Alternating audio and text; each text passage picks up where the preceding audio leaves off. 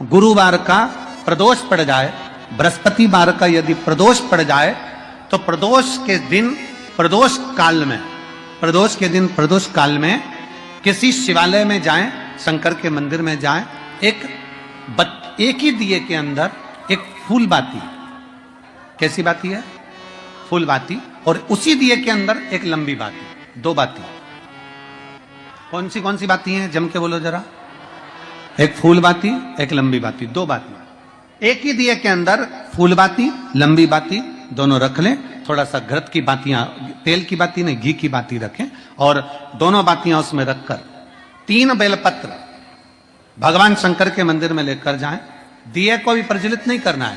पहली बेलपत्र नंदीश्वर की जो ऊपर का भाग होता है, जिसको हम शिव तत्व भाग कहते हैं, नंदी के पीठ पर एक भाग होता है जिसको शिव तत्व भाग कहा जाता है, वो नंदी की पीठ पर जो भाग है वहां पर एक बेलपत्र समर्पित करें। दूसरा बेलपत्र आप जो माता पार्वती जी का, जैसे ये शिवलिंग है और ये गोल भाग है, ये माता पार्वती जी का हस्तकमल है, तो माता पार्वती जी का जो हस्तकमल है, इस हस्तकमल पर कहीं पर भी एक बेलपत्र आप समर्पित कर दें।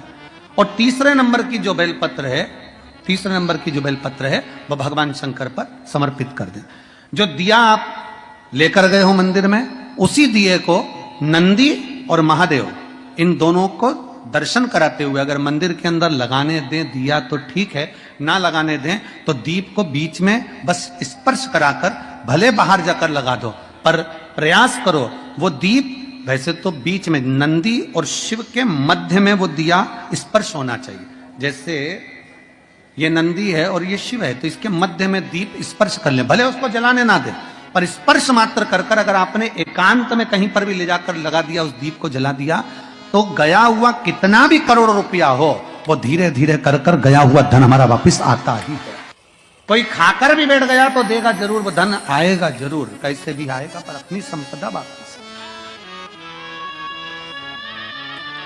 शिव तत्व की प्राप्ति हो। भगवान शिव जी को अगर आना, देखिए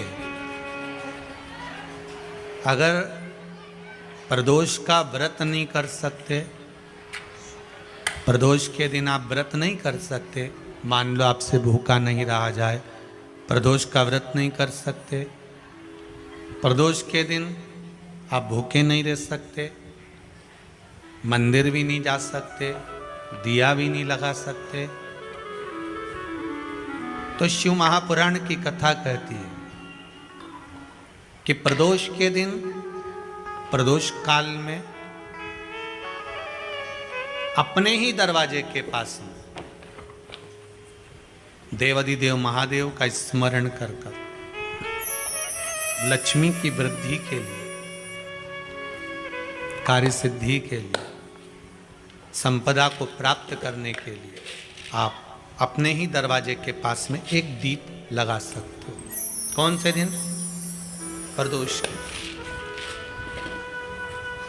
एक बात और अच्छे से समझ लीजिए, जो बच्चे चिड़चिड़े होते हैं, चाहे घर में बेटे हों, बहुएं हों, सास हो, ससुर हो, परिवार में छोटे छोटे बच्चे हों, चिड़चिड़ प्रवृत्ति करते हों या चिड़चिड़ा स्वभाव हो, जरा जरा सी बात में क्रोध आ जाता हो, बोलने का भान नहीं रह पाता हो, शब्दों के बाण चलते हों, तो महाराज प्रदोष के दिन, प्रदोष काल में बेलपत्री के पेड़ के नीचे एक, जो पत्ता आपके पास में हो, पान का मिल जाए तो पान का, पीपल का मिल जाए तो पीपल का, बेलपत्र का मिल जाए तो बेलपत्र का, उस पत्ते पर मात्र थोड़ा सा शहद और 7 दाने चावल के रखकर घी का दिया लगा दो महाराज, और थोड़ा सा जल हाथ की अंजलि में लेकर भगवान देवाधिदेव महादेव का स्मरण कर कर कि इस बेलपत्री के वृक्ष के नीचे माता लक्ष्मी, पार्वती, सरस्वती विराजमान है, इसी बेलपत्री के पेड़ के नीचे मेरे देवाधिदेव महादेव का 12 ज्योतिर्लिंग का स्वरूप प्रकट है, उनका स्मरण कर कर जल चढ़ा दीजिए, और उसका स्मरण कर लो जो चिड़चिड़ प्रवृत्ति करता हो, क्रोध करता हो, जिसको बोलने का भान नहीं होता हो, सम्मान नहीं देता हो, अपशब्द कहते हो, उनका स्मरण कर कर आप छोड़ेंगे। एकदम एक प्रदोष करेंगे, दूसरे प्रदोष तक तो आपको कोई दिक्कत ही नहीं। 2-3 प्रदोष कर कर देखिए, बाबा कृपा करें। बच्चों को पढ़ने का कह रहे हो, पढ़ने बैठो पढ़ने बैठो पढ़ने बैठो पढ़ने बैठो, तो एक आध प्रयास बच्चों के लिए भी कर लिया करो कि भाई ठीक है। जैसे वैकुंठ चतुर्दशी वाला उपाय हमारे YouTube पर भी डला हुआ है, आप उसको निकाल कर सुनना। वैकुंठ चतुर्दशी के दिन प्रयास करना, बच्चे लोग विद्या में प्रबल होंगे।